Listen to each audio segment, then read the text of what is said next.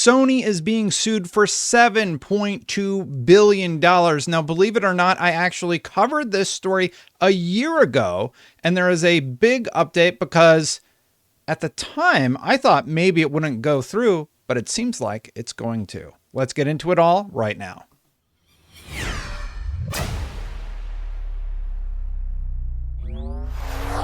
So to recap, I covered this a year ago. You can see a much thinner Destin.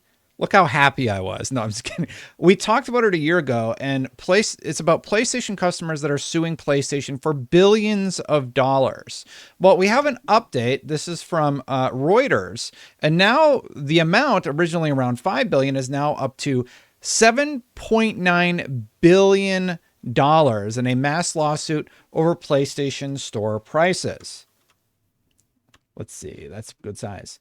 So Sony must face a mass lawsuit worth up to 6.3 billion pounds, 7.9 billion. I think I said 7.2, but anyway, over claims the PlayStation maker abused its dominant position, leading to unfair prices for customers. A London tribunal ruled on Tuesday. Now, this is a case from, I believe it's Alex Neil. Yeah, down there on the site a little bit further. And the evidence seems like this is going to go through and happen. So as I covered in the original video, what that means is you could likely get an email with a decent amount of cash, like $50, $60, that you'll be able to redeem if this goes all the way through. Let's continue reading about what's happened so far, though. Sony Interactive Entertainment was sued last year on behalf of nearly 9 million people in the United Kingdom who had bought digital games or add-on content through Sony's Portal Store. PlayStation Store? PlayStation Store. Alex Neil, a consumer advocate who has worked on previous campaigns. Oh my goodness, these ads. Who has worked on previous campaigns, is bringing the case against Sony, which is valued at up to £5 billion, 6.23 billion plus interest. So maybe the interest is how they get the 7.9. Her lawyers said that the aggregate damages estimate of the case was up to 6.3 billion pounds in court filings last month. She says that the company abused its dominant position by requiring digital games and add-ons to be bought and sold only via the PlayStation Store, which charges a 30% commission to developers and publishers. Now, we're going to go back in time a little bit and actually look at that original story. So this is the story from 2022 that I covered in that original video. You can just go watch the original video if you want to hear what I said. I'll link to it in the middle here. Sony PlayStation being sued for $5 billion amid claims it ripped off 9 million consumers. The legal claim is a collective action against the gaming company brought by consumer rights champion Alex Neil. It accuses the company of breach of competition law by abusing its market power to impose unfair terms and conditions on game developers and publishers, forcing up prices for consumers. Now, I talked in my previous video about how PlayStation did some sort of cutthroat stuff behind the scenes. Well, it certainly seems like they're going to have to pay a hefty fee for those actions. It allegedly ripped people off by charging a 30% commission on every digital game and in-game purchase made through the PlayStation Store. That is a hefty amount of money that we could be getting back in our pockets, which would be great. The claim alleges customers have therefore paid higher prices for games and add-on content than they would have done. That's the crux of the argument. Basically, they charged this 30% fee, which drove up the prices of the content, meaning we all paid more money. And now they're going to have to give all that back in a class action lawsuit. In the original video, hit that subscribe button, hit that bell if you haven't yet. I could really use the subscribers right now because I had a little disagreement with the community. Oh man, it hurts. It hurts.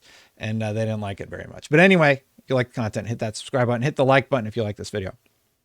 But The claim alleges customers have therefore paid higher prices for games and add-on content than they would have done. Sony's lawyers argued the case was flawed from start to finish and said it should be thrown out. The Competition Appeal Tribunal ruled that Neil's case should continue, though it said people who had made PlayStation Store purchases after the case was filed in 2022 should be removed from the proposed claimant class. That's another little fact about the case. Basically, this all started sort of in the PS4 era, and it continued into the PlayStation 5 era a little bit, but the cutoff seems like it's going to be 2022. As somebody who purchased, I'm sure, one or two games at least during the PS4 and PS5 era, I'm going to be very interested to see how this all plays out. This also originally came at a time when indie developers were talking about how hard it was to get storefront placement, how there was this agreement where if you had crossplay in your games, there was a higher fee charged. There was a 30% up increase in price according to this class action lawsuit. And it's going to be interesting to see how it all plays out. Neil said in a statement that Tuesday's ruling was the first step in ensuring customers get back what they're owed. Sony did not immediately respond to a request for comment. Sony has been going through the ringer lately. I made that video, Dear PlayStation, are you okay? Or something like that. And then the layoffs, there have been more layoffs since I made that video. There was the big Bungie layoff after that. I talked about that in a separate video. They had the head of one of the higher ups at Housemarque have left. There's been a lot of industry shufflings and concerning things happening at the PlayStation branch with Jim Ryan on his way out. I think he might be out at this point. I don't remember his exact last day, but Hiroki Totoki is taking over, and it seems like they're just doing a massive cleaning of house and reorganization of their internal structures. There's talks of the games of the service games being dropped off and just a complete reconfiguration from where they were. So it's going to be interesting to see how things play out. But I also talked about how there was a case that was thrown out back in 2022 in the original video. The judge dismissed lawsuit over alleged monopoly pricing on PlayStation Store. A judge has dismissed a class action lawsuit that argued Sony was abusing its monopoly power in the digital PlayStation games market, but the dismissal leaves room for an amended complaint with additional factual context to move forward with the same viable antitrust arguments. So it seems like the complaint was allowed to be amended and then move forward. And this is a separate case that didn't play out how they planned. The lawsuit was originally filed going back all the way to 2019. So these cases have been sort of in the works for that long, 2019 to 2023 and into 2024. That's how long it's taken. The lawsuit originally filed last May hinged on Sony's 2019 decision to stop allowing physical and online retailers from selling digital download codes for games on the PSN store, as Nintendo and Microsoft still allow. That decision was specifically intended to and did eliminate price competition from other digital video game retailers. The lawsuit alleged forcing players to pay a higher price for digital PlayStation games than they would in a free and unrestrained competitive retail market.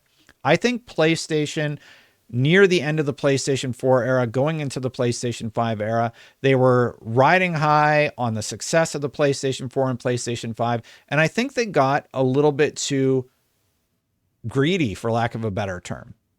I don't know how else to describe it. They increased the price of PlayStation Plus. They increased the price of their console mid-generation cycle.